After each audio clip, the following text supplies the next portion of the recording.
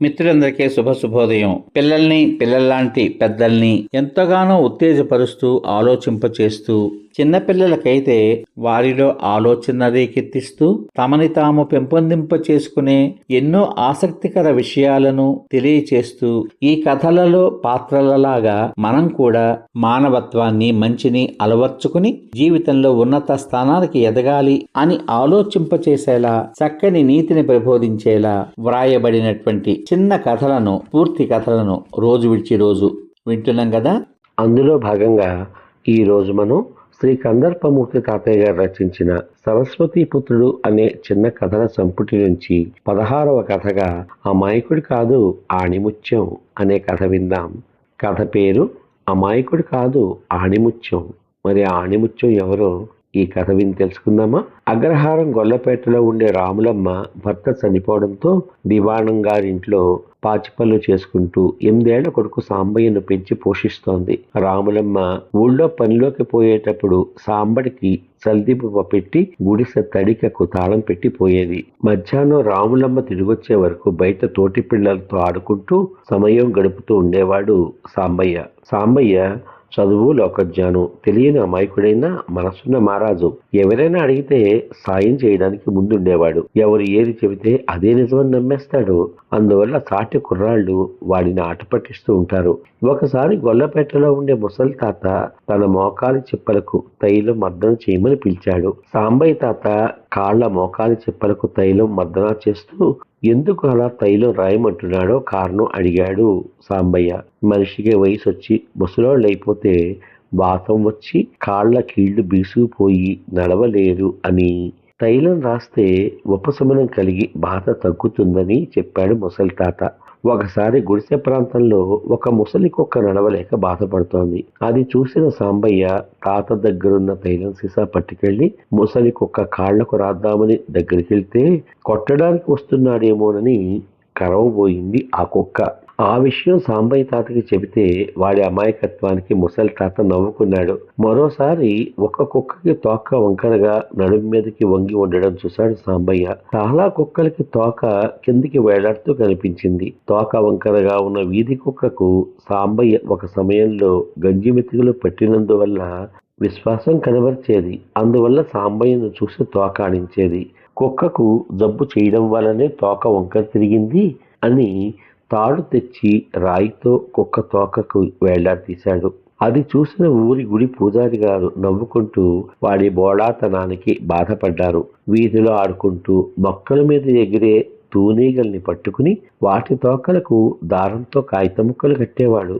పువ్వుల మీద ఎగిరే సీతాకోక చిలుకలకు దాహం వేస్తుందేమోనని వాటిని పట్టుకుని నీటి గోళెల్లో వదిలేవాడు. మరోసారి రాములమ్మకు జ్వరం వచ్చి ఒళ్ళంతా వేడితో కాగిపోతోంది.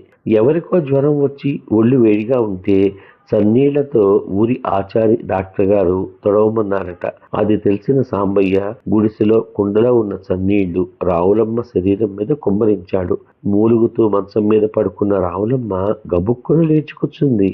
రాములమ్మ ఎందుకు పనిలోకి రాలేదో అడిగి తెలుసుకోవడానికి దివాణం గారు పాలెర్ని పంపగా అప్పుడే సాంబయ్య అమాయకంగా రాములమ్మ ఒంటి మీద కుండలో నీళ్లు పోయడం చూసి విషయం దివాణం వారికి చేరవేశాడు. వెంటనే దివాణం వారు రాములమ్మకు ఇంగ్లీషు మందు బిళ్ళ, బన్ను రొట్టె పాలేరు ద్వారా పంపారు. సాంబయ్య లోకజ్ఞానం లేకుండా ఎవరు ఏది చెబితే అది నమ్మేస్తూ అమాయకంగా పెరగడం చూసిన రాములమ్మకు కొడుకు గురించి బెంగ పట్టుకుంది. ఇదే విషయం రాములమ్మ దివాణం గారికి చెబితే వయసు పెరిగితే వాడే బాగుపడతాడు అని చెప్పి తమ దగ్గర పనిలోకి పెట్టుకున్నారు. పెరిగి పెద్దయిన సాంబయ్య దివాణం గారి దొడ్లో పశువులకి దాణా వేస్తూ వాటిని కొండ మీదకి మేత తినడానికి తీసుకువస్తూ ఉంటాడు. ఒకసారి కొండకి పశువుల్ని మేతకు తీసుకువెళ్లి అవి మేత మేస్తుంటే ఎండ వల్ల సాంబయ్య తానొక పెద్ద చెట్టు ఎక్కి వెంట తెచ్చుకున్న తేగల్ని తింటున్నాడు. ఇంతలో కొందరు మనుషుల మాటలు వినబడ్డాయి. ఎప్పుడూ ఆ ప్రాంతంలో మనుషుల చడి వినని సాంబయ్య ఆశ్చర్యంగా చెట్టు కిందకి చూశాడు. 3 మనుషులు మూటగా తెచ్చిన గుడ్డ మూటను గొయ్య తీసి అందులో ఉంచి మట్టి కప్పి గుర్తుగా పైన సున్నం చల్లి వెళ్లిపోయారు. ఇదంతా చెట్టుపై నుంచి గమనించిన సాంబయ్య వారు వెళ్లిపోయిన తర్వాత కిందకి దిగి సున్నం గుర్తు ఉన్న చోట మళ్ళా తవ్వితే బట్టతో కట్టిన మూట కనిపించింది. అది విప్పి చూస్తే బంగారు ఆభరణాలు బయటపడ్డాయి. వాటి విలువ తెలియని సాంబయ్య పశువులతో పాటు భద్రంగా మూటను తెచ్చి దివాణం గారికి ఇచ్చి జరిగిన విషయం చెప్పాడు. అవి దొంగతనం జరిగిన బంగారు వస్తువులని తెలిసిన దివాణం గారు టౌన్ పోలీస్ స్టేషన్ లో అప్పగించారు. వాస్తవానికి ఆ బంగారు వస్తువులు జిల్లా కలెక్టర్ గారి ఇంట్లో దొంగతనం జరిగినవి. దొంగలు పోలీసు సందడి తగ్గిన తర్వాత పంచుకోవచ్చని భద్రంగా ఉంటాయని కొండ ప్రాంతంలో దాచిపెట్టారు.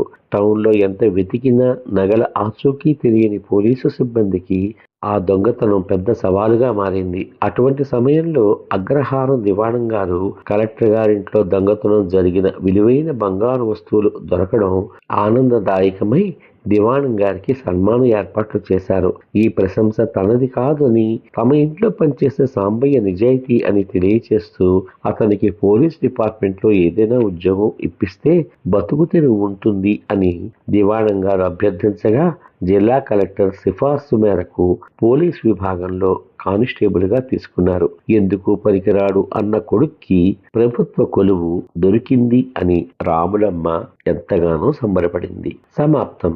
ఇంతవరకు మీరు అమాయకుడి కాదు ఆణిముత్యం అనే కథ విన్నారు. చూసారా, ఈ ప్రపంచంలో చాలా మంది చదువుకునే అవకాశం లేక ఎవరు ఏది చెప్తే అది నమ్మేస్తూ ఉంటారు. అలా అమాయకంగా పెరిగిన సాంబయ్య తన యొక్క నిజాయితీని ప్రదర్శించి జిల్లా కలెక్టర్ గారి ఇంట్లో పోయిన బంగారు ఆభరణాలని దివాణం గారి ద్వారా పోలీస్ స్టేషన్ లో అప్పగించిన నిజాయితీయే అతనిని ఒక ఉత్తమ వ్యక్తిగా తీర్చిదిద్ది ప్రభుత్వ కొలువు దొరికేలా చేసింది. కాబట్టి ప్రతి మనిషికి కూడా విద్య చాలా అవసరం. అది లేని వాళ్ళకి కనీసం నిజాయితీ అంతకన్నా అవసరం. ఆ రెండు ఖచ్చితంగా మనిషిని సమాజానికి పనికొచ్చే ఒక వ్యక్తిగా నిలబెడతాయి అని ఈ కథ ద్వారా మనకు తెలియజేసిన శ్రీ కందర్పమూర్తి తాతయ్య గారికి హృదయపూర్వక ధన్యవాదాలు తెలియజేసుకుంటూ రేపటి భాగంలో మళ్ళీ మరొక ఆణిముత్యం లాంటి కథతో మీ ముందుకు వస్తాను. అంతవరకు సర్వే జనా సుఖినో భవంతు.